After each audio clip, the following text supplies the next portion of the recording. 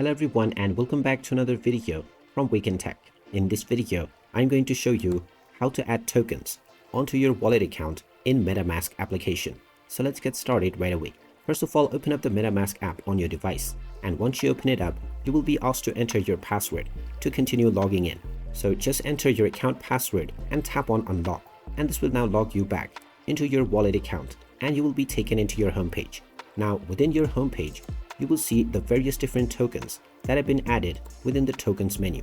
In order to add any other token, make sure the tokens option is selected and then tap on import. From the import option, you can now search for any of your desired token in order to import it onto your wallet. Just tap on the search tokens box, and now you can just type in the name of your desired token. Once you find your token, tap on the checkbox at the left side and then tap on the next button. From here, just tap on import, and when you tap on it, it will now be imported onto your wallet and it will be visible within your homepage right away.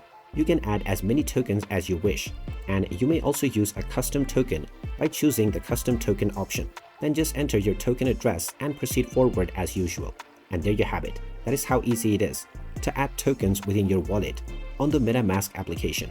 If you find this video helpful, make sure you hit that like button and subscribe to our channel if you haven't done so already.